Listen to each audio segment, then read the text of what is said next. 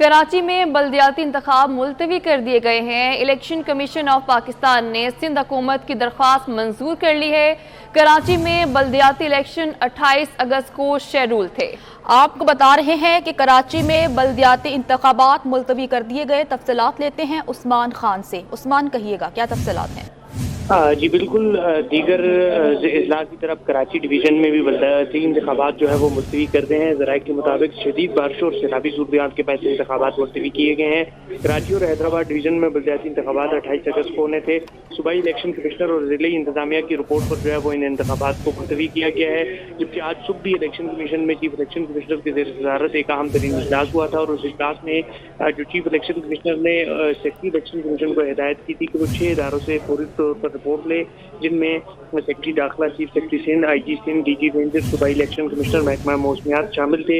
इनसे रिपोर्ट लेनी थी और रिपोर्ट लेने के बाद तमाम तर रिपोर्ट जब इलेक्शन कमिश्नर ऑफिस पहुंची तो उस पर एक अहम तरीन इजलास हुआ। उस इजलास में यह फैसला किया गया कि कराची डिवीजन के इंतखाबात को मुलतवी कर दिया जाए बल्दियाती, और जैसे ही मुल्क में जो सूरत ठीक होंगी, बारिशें कम होंगी तो दोबारा कराची में इंतखाबात की तारीख का ऐलान होगा। जी ठीक है उस्मान, साथ ही रहेगा। कराची से इक़्तिदार अनवर भी हमारे साथ मौजूद है, उनसे बात कर लेते हैं। इक़्तिदार, बताइएगा, सिंध हुकूमत की जानिब से ये दरख्वास्त की गई थी जो कि मंजूर हो गई, जरा दरख्वास्त का हवाल बताइएगा। जब आपका सिंध हुकूमत ने इस बारे में कल शाम को एक खत लिखा था, इसमें कहा गया था कि 650 मिलीमीटर के करीब जो है वो बारिश हुई है और मजीद बारिशों का इम्कान है।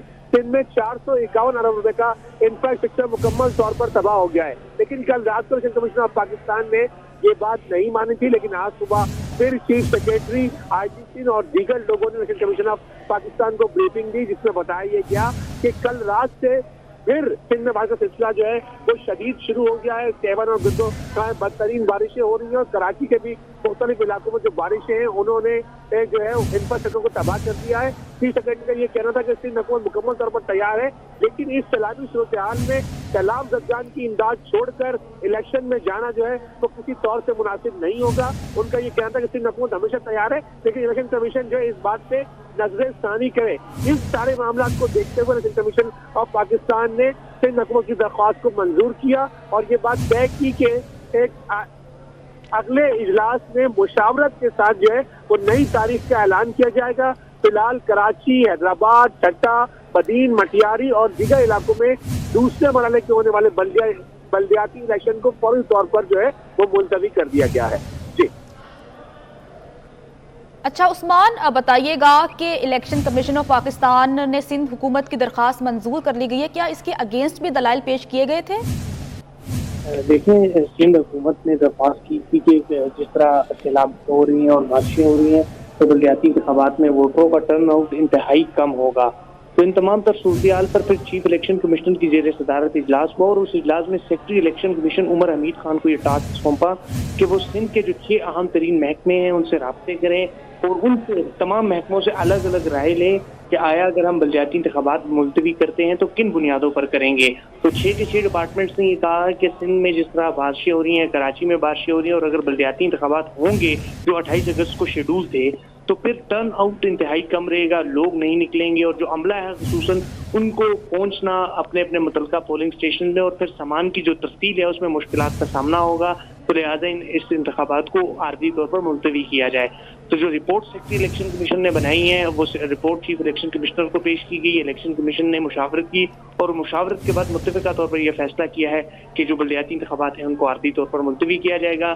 जैसे ही बारिशें कम होंगी और हालात बेहतर होंगे तो नई तारीख अनाउंस की जाएगी और उस फैसला होगा कि इस तारीख को जो सिंध के दूसरे मरहले के इंतखाबात है जिसमें कराची डिवीजन की शामिल है। ठीक है उस्मान, जैसे कि अभी आपने कहा कि अभी तक नई तारीख का तो ऐलान नहीं हुआ है, दोबारा से इजलास होगा फिर डिसाइड होगा। एक तो ये भी बताएं कि ये इजलास कब तक मुतवक्के है और एक बार फिर से बताएगा कि कौन कौन से अजला हैं जहाँ पर इंतखाबात मुलतवी हुए हैं। देखिए, कराची डिवीजन है जिनके इंतखाबात थे 28 अगस्त को और इजलास जो है क्योंकि अब जैसे ही बारिशें कम होगी तो दोबारा जो सिंध हुकूमत है वो दोबारा इलेक्शन कमीशन को दरख्वास्त करेगी कि सिंध में बारिशें ख़त्म हो चुकी हैं तो इंतखाबात करवाए जाएँ। तो उस पर फिर दोबारा जो है वो इंतखाबात होंगे।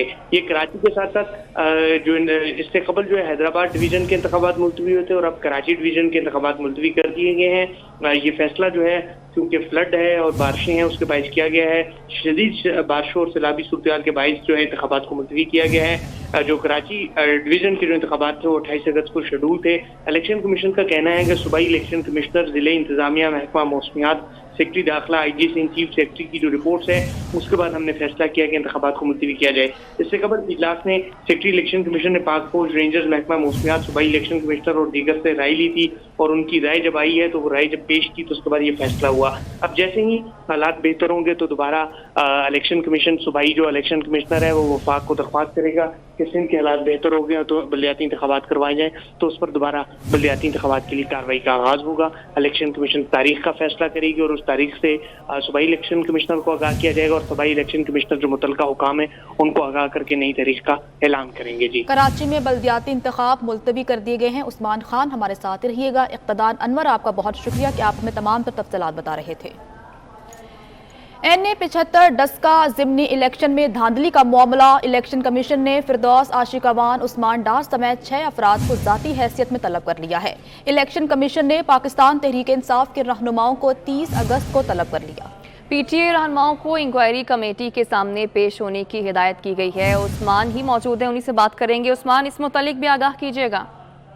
बिल्कुल, NA 75 डिस्का ज़िमनी इलेक्शन में धांधली के मामले पर इलेक्शन कमीशन ने फिरदौस आशिक अवान, उस्मान डार समेत 6 अफराद को ज़ाती हैसियत में तलब किया है। इलेक्शन कमीशन ने PTA रहनुमाओं को 30 अगस्त को तलब किया है। उस्मान डार, फिरदौस आशिक अवान, उमर डार, आरिफ सोनी, इकबाल सोनी, आसिफ सोनी को तलब किया गया है। PTA रहनुमाओं को इंक्वायरी कमेटी के सामने पेश होने की हिदायत की गई है। ज़िमनी इंतखाब में DPO ऑफिस में मीटिंग पर वजाहत के लिए इनको तलब किया है। जो नोटिस है PTA रहनुमाओं पर 3 लाख रुपए 20 प्रिजाइडिंग अफसरान में बांटने का भी इल्ज़ाम है। PTA रहनुमाओं पर इंतखाबी अमल रुकवाने, धांधली का इल्ज़ाम भी है।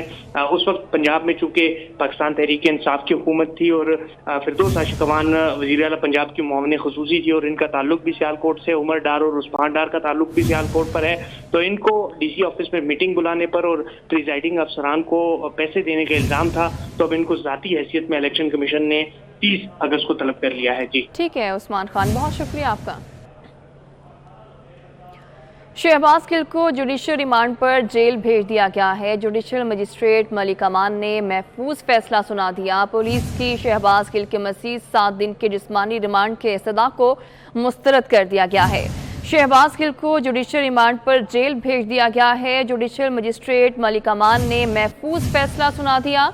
पुलिस की शहबाज गिल के मज़ीद 7 दिन के जिस्मानी रिमांड के इस्तदा को मुस्तरद कर दिया गया है। आज ये अहम केस था जिस पर समाअत हुई और शहबाज गिल को जुडिशल रिमांड पर जेल भेज दिया गया है। पुलिस की जानिब से 7 रोज़ के जिस्मानी रिमांड की इस्तदा की गई थी, लेकिन उसे मुस्तरद करते हुए शहबाज गिल को जुडिशल रिमांड पर जेल भेज दिया गया है।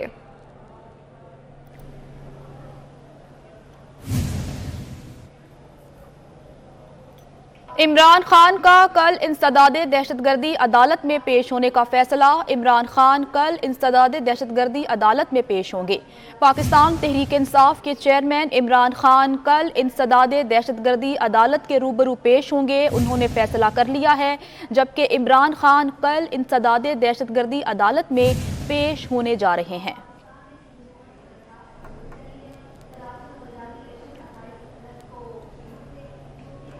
अकबर एस बाबर कहते हैं इमरान खान पाकिस्तानी इदारों पर हमले कर रहे हैं। कौन कितना मकबूल है, कानून इससे बालातर है।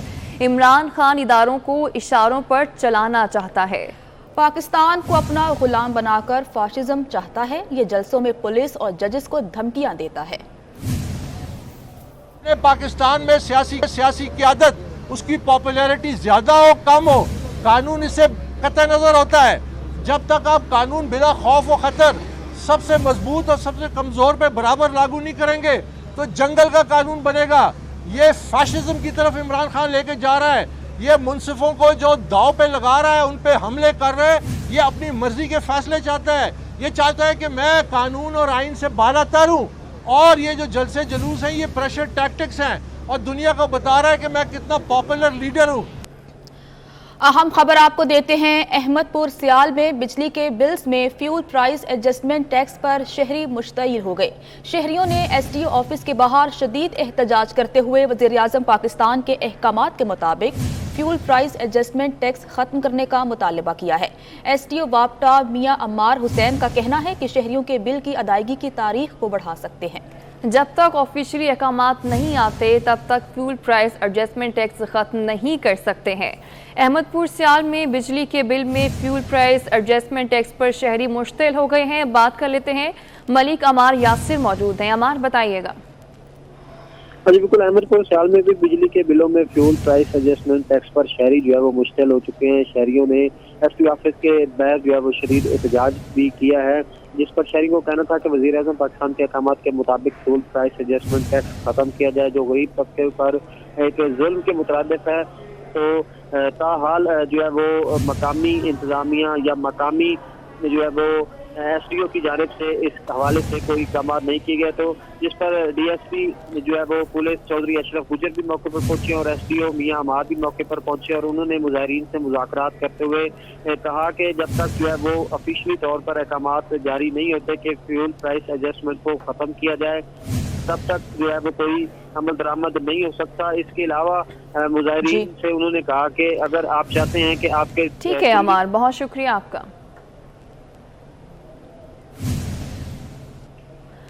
बिजली की कीमतों में बेतहाशा इजाफे के खिलाफ मुल्क भर में एहतजाज का सिलसिला जारी है। लाहौर के शाहदरा चौक में अवाम का एहतजाज हुकूमत और वापटा के खिलाफ शदीद नारेबाजी की। मुजाहिरीन का कहना है कि बिजली के बिल्स में टैक्स वापस लेने की बजाय किस्तों में बिल की अदायगी का कहा जा रहा है। मजदूर तबका 50,000 का बिल कहां से जमा कराए। बात कर लेते हैं, कलीम अख्तर मौजूद हैं। कलीम, बताइएगा। बिल्कुल, इस वक्त मैं शाहदरा चौक में मौजूद हूँ, जहाँ पर मर्द और खवातीन बिजली के बिलों में जायद सुपर टैक्सेस के खिलाफ एहतजाज कर रहे हैं। उनका कहना है कि इतने ज़्यादा यूनिट इस्तेमाल नहीं हुए, जबकि हज़ारों रुपए का टैक्स लगाकर जो बिजली के बिल हैं वो 50, 60 और 70 हज़ार रुपए के दिए गए हैं। इनसे मजीद जानते किस किस्म की मुश्किलात का सामना है। 34,000 रुपया मुझे बिल आया है, तो वो मैं दफ्तर में गई हूँ, वो कह रहे हैं कि काट कर देंगे, लेकिन उसने किस्तें कर दी हैं। ठीक है, बहुत शुक्रिया। उमरकोट में हजारों की तादाद में जखीरा की गई खाद की बोरियां पानी में घुल गई हैं। एक माह कबल काश्तकारों को खाद की अशद जरूरत थी, जबकि थर बाजार में हजारों खाद की बोरियां छुपा कर जखीरा की गई थी, जो सैलाबी पानी की नजर हो गई हैं। उमरकोट में हजारों की तादाद में जखीरा की गई खाद की बोरियां पानी में घुल गई हैं। एक माह पहले काश्तकारों को खाद की अशद ज़रूरत थी, जबकि थर बाजार में हजारों खाद की बोरियां छुपाकर जखीरा की गई थी।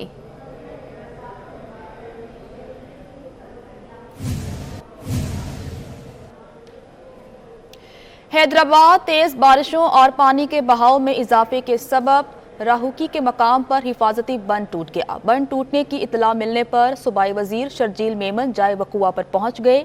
शर्जील मेमन के अहकामात पर भारी मशीनरी की मदद से हिफाजती बंद की मरम्मत का सिलसिला जारी है। अली हमजा से तफसीलात लेते हैं। अली, कहिएगा कि वहां पर क्या सूरत हाल है और बंद को कब तक ठीक कर लिया जाएगा। जी बिल्कुल, ये तालका दही है जहाँ पर राहुकी का मकाम है, राहू की शाख कहलाती है, जिसका हिफाजती बंद टूट गया था और जो पानी है वो नहर से जो है वो करीबी देहातों में दाखिल होने का खदशा था। जैसे ही इत्तला मिली तो सूबाई वजीर शर्जील मेमन मौके पर पहुंचे हैं और फौरी तौर पर भारी मशीनरी तलब की गई है। असिस्टेंट कमिश्नर तालका दही भी मौजूद हैं और भारी मशीनरी से इस वक्त मरम्मत का काम जारी है और बताया जा रहा है कि कोई बंद टूटने से अब तक नुकसान नहीं हुआ है।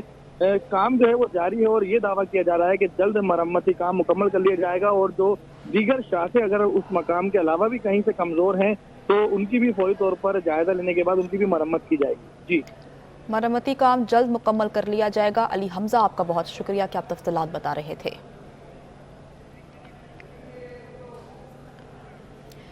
वज़ीर इत्तलात मरियम औरंगजेब ने वज़ीर-ए-आज़म फ्लड रिलीफ अकाउंट 2022 में अतियात जमा कराने की तफसीलात जारी कर दी हैं। स्टेट बैंक ऑफ पाकिस्तान ने तमाम कमर्शियल बैंकों के जरिए अतियात जमा करने का सर्कुलर जारी कर दिया है। अंदरूने और बैरूने मुल्क पाकिस्तानी अतियात इस अकाउंट में जमा करा सकते हैं। बारिशों का 30 साल रिकॉर्ड टूट गया। मुल्क भर में बिलखुसूस बलोचिस्तान और सिंध में गैर मामूली तबाही आई है। आए हम सब मुसीबत में घिरे अपने अहले वतन की मदद करें। हम सब बने सहारा। अंदरूने और बैरूने मुल्क तमाम पाकिस्तानियों से दिल खोल कर अतियात जमा कराने की अपील की गई है।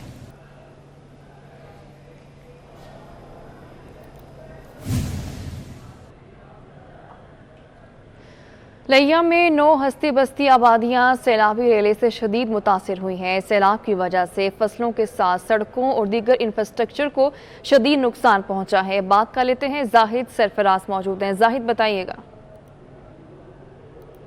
जी बिल्कुल जी, लिया में दरिया सिंध के मकाम से इस वक्त दरमियाने दर्जे का सैलाब जारी है। दरमियाने दर्जे के सैलाब की वजह से हर तरफ पानी पानी फैल चुका है। सैलाबी रेले जो है इस वक्त लिया के इलाका करोड़ लालिसन के मुख्तलिफ इलाके उनसे गुजरे हैं, जिसकी वजह से इस वक्त 9 बस्तियां जो हैं वो ज़रियाब आ चुके हैं। 9 बस्तियों के अंदर पानी दाखिल हो चुका है। 9 बस्तियों के जो ज़मीनी राब्ते हैं वो कट चुके हैं। लेकिन उसके बावजूद रिलीफ इकदाम और इसके साथ साथ जिला इंतजामी की जनब से, तहसील इंतजामी की जनब से, पंजाब हुकूमत, वफाकी हुकूमत की जनब से कोई इकदाम दिखाई नहीं देते, जिस वजह से जो लोग हैं वो नकल मकानी, उनको निखला के अंदर, रेस्क्यू के अंदर उनको मुश्किलात का सामना करना पड़ रहा है। कुछ लोग मौजूद हैं चाचो आलम चाहती है कितने परेशान थी? बहुत सारे परेशान है, बहुत ज्यादा परेशान है। ना कोई हुकूमत है ना कैसे वे अपनी मदद नाल आप कपड़े नहीं सिस्टम नाल कारोबार जारी रखी पे हैं। ठीक है, बहुत शुक्रिया आपका। हैदराबाद में वक्फे के साथ मूसलाधार बारिश का सिलसिला जारी है। तेज बारिश से जहां शहर के कई इलाके पानी में डूब गए, वहीं रेलवे स्टेशन के बाहर कई फीट पानी भर गया, जबकि रेलवे ट्रैक्स भी पानी की जद में आ गया। बात करेंगे, अली हमजा मौजूद है। अली, बताइएगा। बिल्कुल, हैदराबाद में गुज़िश्ता रात से ही मूसलाधार बारिश का सिलसिला जारी है। कभी हल्की तो कभी तेज़ बारिश हैदराबाद में जारी है। इस वक्त मैं मौजूद हूँ हैदराबाद के रेलवे स्टेशन के बाहर, जहाँ पर आप मेरे अकब में देख सकते हैं कि सूरत हाल इंतहाई संगीन नज़र आ रही है। कई फीट यहाँ पर पानी मौजूद है। जो मुसाफिर रेलवे स्टेशन से आ रहे हैं और जो रेलवे स्टेशन की जानिब जा रहे हैं वो काफ़ी मुश्किलात का सामना कर रहे हैं। इसके अलावा जो ट्रैक है रेलवे स्टेशन का वो भी पानी की जद में आ चुका है। ट्रेनों का शेड्यूल भी काफ़ी मुतासिर होता हुआ दिखाई दे रहा है। अगर गुज़िश्ता 15 घंटों की बात की जाए तो गुज़िश्ता 15 घंटों में हैदराबाद शहर में 101 मिलीमीटर बारिश रिकॉर्ड की गई है और मज़ीद भी बारिश मुतवक्का है। ठीक है, बहुत शुक्रिया आपका।